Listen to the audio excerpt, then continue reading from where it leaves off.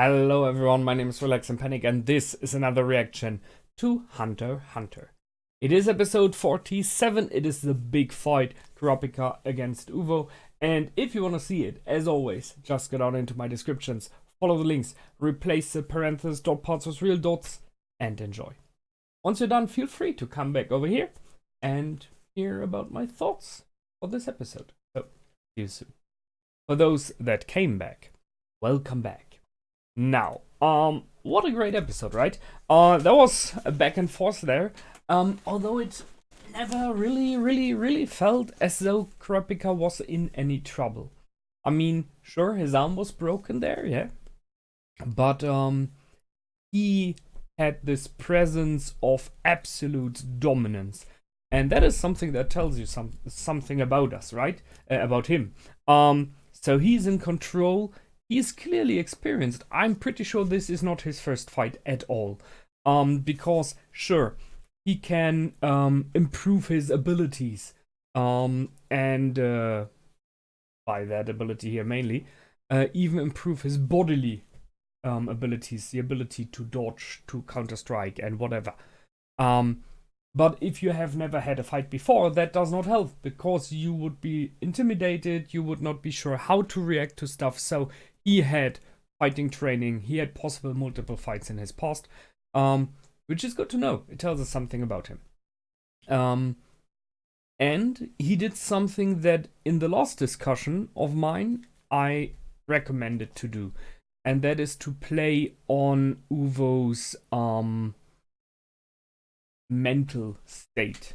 So yes, we've seen that Uvo is mentally strong as well, right? Iron Will, no question.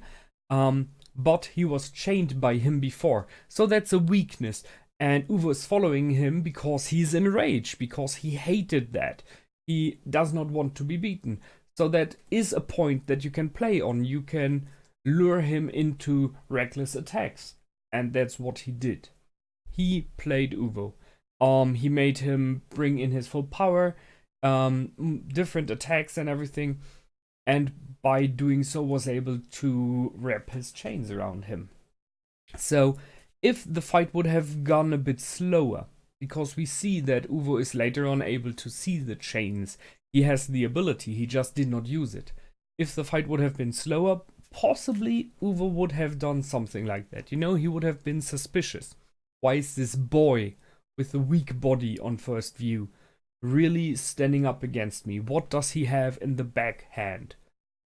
How is it? So it's one of the things, if you have the time, you analyze your surroundings, you analyze the area, you analyze the enemy.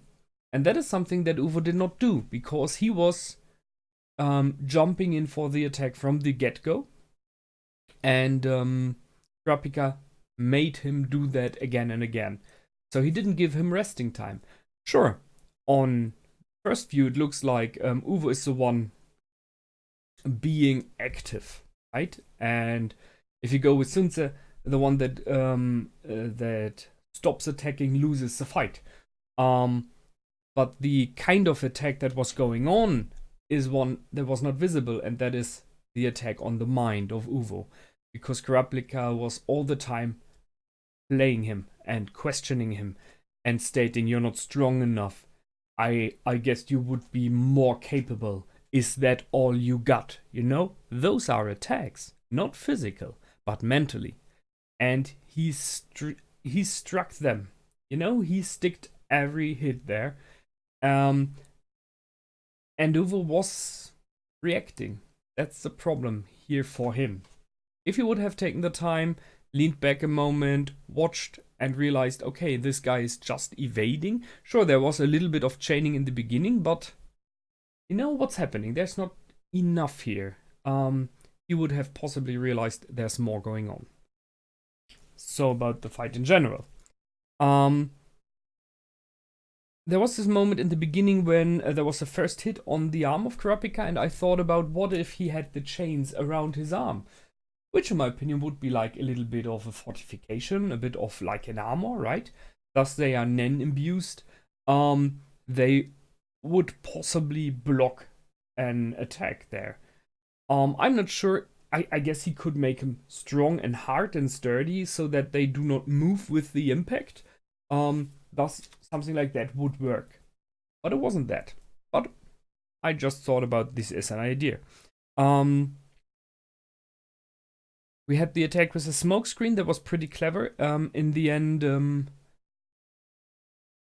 it really did help for Uvo because he did land a hit. And that's the question. If he would have followed and not gone for just single hits, he might have had a chance. Because he broke the arm there. Kurapika was just too concentrated, right? I mean, every one of us would be out of every fight. If someone breaks your arm like that, you lie on the ground and you scream.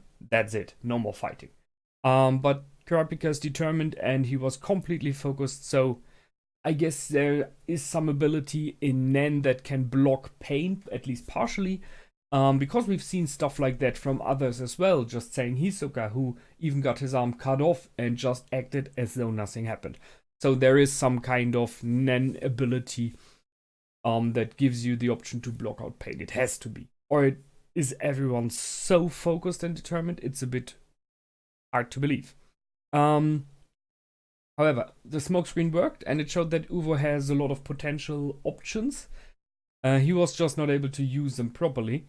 And that is when we had the eyes finally shown. So in the beginning of the episode, Uvo stated he does not remember the curtas. He did later on. And if he wouldn't have, I would have really thought, like, what if it is not the spiders who did this? What is if someone is blaming it on them? You know, the option for a continuation of the plot, right? But no, it was them. Because the boss liked the eyes. So he's right on attacking them here. They went into the past again to show how he, Kurapika, acquired these chain abilities and how he made them work. The condition and condition thing. So it is really the combination of those two, only against spiders and with his life, that culminates in this incredibly strong chain abilities. And he imbued the chains with more neither everything. So he, when chaining a spider, removes their Nen ability. He suppresses it. That is something incredibly powerful. If you're able to do that, I guess it is like a fight between the two Nen, between the two auras there. And the stronger one is winning. But thus, his one is so boosted due to this double conditioning. It is very unlikely that anyone else will be able to block it once he gets hit. And he's a spider, right? So that's one thing. But once you've done the spiders, you're finished with them, you can never ever use this ability again against others. Because they're not spiders, right? Ask myself what would be if there would be like a huge spider in the forest. Would you use it against it? It's a question. I mean, it is a spider, right? Possibly not, because in his mind, when he made the condition, the spiders were this group of people. But still, would be a nice option if we have like a boss fight in, I don't know, 100 episodes, and it's a spider, and Kurapika is just like, oh, wait a second, I got these chains. Why not? Would be cool.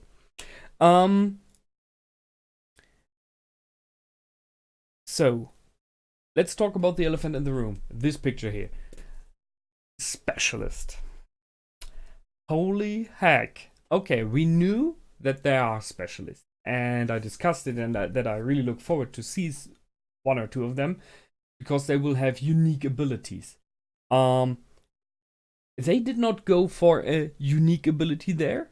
Something that cannot be explained by any of the other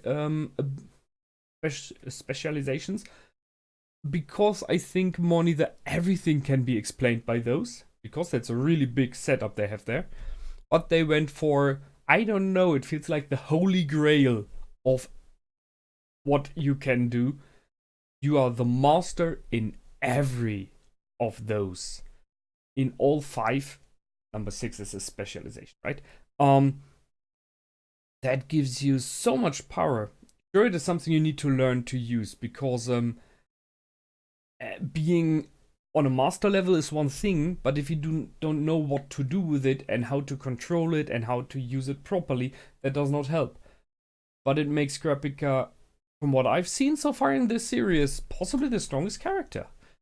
If he's able to learn how to use it, to improve in all those categories, learn more abilities in it, more tactics, techniques, and so on, it will make him like the OP character. But it has a disadvantage, and that's clear. He has to be in the mood. He has to have Scarlet Eyes.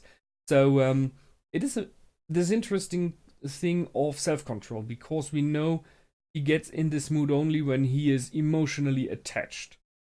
In this case, negatively, right? But that means something else, because if you're emotionally attached, you tend to lose control. You tend to lose overview of the battlefield. You just go into rage, right? And if you're in a rage, you're easier to beat because you're not good at calculating what's going on.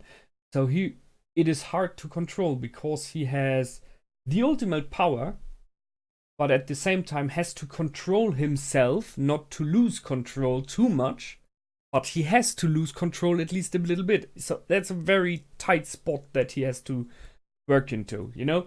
Get himself up into a rage mode, into a frenzy, into hatred, pain, love, everything works, right? But not go over the edge, that it is too far. And that is alone something that is hard to do, really hard.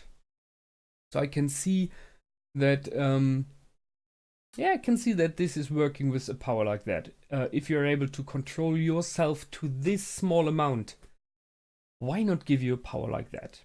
I would have loved to see a little bit more of those, this control I talk about, that it is necessary, but I think it was not the thing of this episode, right? I guess we will talk about that in the series later on when it happens again, or he's talking about. The other disadvantage we've seen, they did not really show, but they mentioned it. Once the fight was over, he stated that he was too long in this mood. So he was too long in Emperor time. And I guess he's kind of like exhausted and everything. So it feels a little bit like a berserker rush in many systems and universes, where getting improved in your abilities and bodily, but for the price of later on being exhausted and weak. Thus, Uvo was alone in this fight. That's okay. But if we see that there are some fights to be, where very likely it will not only be one enemy, that is a disadvantage that is hard to counter. Because, let's say he fights against 3, he takes out 1 or maybe even 2 with Emperor time and improved abilities. And then he's weakened and alone, has no partner. Hi Hisoka, maybe he is. And then he will be easy prey. So there is a disadvantage there. Interesting. So he has all abilities, he uses them. He was bodily improved, as we've seen. That's why he's so good at fighting, just by speed, right? And toughness and everything. He is able to heal himself, so he can more or neither use every ability if he learns how to use them, that we have seen so far and that we will see ever in the future. If he's able to get the concept and learn how it is exactly done, if he's in Emperor time, he can copy that, theoretically. His choice to take out Uvo first was a clever one, and I agree with that. So he took out Uvo out of 2 reasons. He is a loner. He likes to fight alone, so he knew he would be alone with him. No interference, and especially with the downside I talked about, being exhausted later on, it's a major thing. And the other one is Uvo is the bodily strongest, so he's the tough one in the group.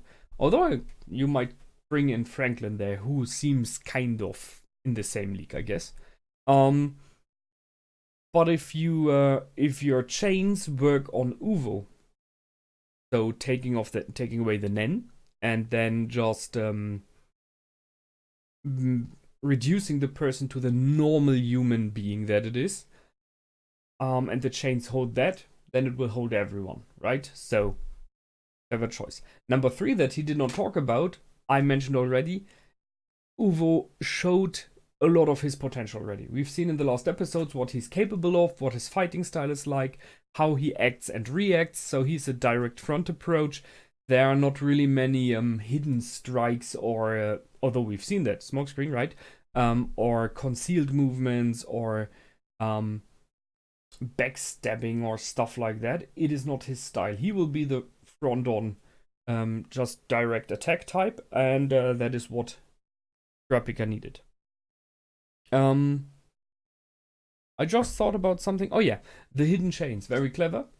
We have seen that kind of because it feels a bit like the ability that Hisoka used in his fight, that he was connecting his arm with the enemy. So, and that is not visible. Those strings of Nen are not visible. Even like the tracking that he did. I mean, there was a moment of that is like, we have seen Kurapika do something like that. Not a chain, but he connected a tracker on the spiders in the past. So that was maybe like a small hint. But yeah, those chains are just his Nen, and he made them visible so that the others thought he is a different kind of specialization. Which is clever. It's misinformation, and misinformation can bring a benefit to you because it puts your enemy at a disadvantage. So he is, as I say, I'm really impressed with him this episode. Apart from the fact that he's OP with his ability, he's really clever on how he did it. You know, he set it up all perfectly. Last but not least, I have to give a shout out to Uvo. Fair game, man. Nice fight. Farewell in, well, not heaven, very likely. It's gonna be hell for you, I guess. He did go out like a man, right? He did not betray his comrades. He went out by his terms. He was like, okay, I'm beaten, just kill me. I think it's cool because, I don't know, it would have taken something from the character if he would have, I don't know, like pleaded and cried and stuff like that. That's just, doesn't have to be. And I like the fact that, because I was worried for a second there, when Kurapika punched Uvo multiple times, which was a bit like torture, right? He wanted information and he was torturing him, let's be honest. I was worried for a second, talking about the control again. He is full of hatred and he's on the edge very often. We have those discussions with Melody in the past, if you remember. It is a dark path that he's on, and if he doesn't look out, he may fall to the dark side. Right? But he stated while doing it that he hates it. He hates the feeling. He hates that he kind of has to do it. And he hates that Uvo never cared about that.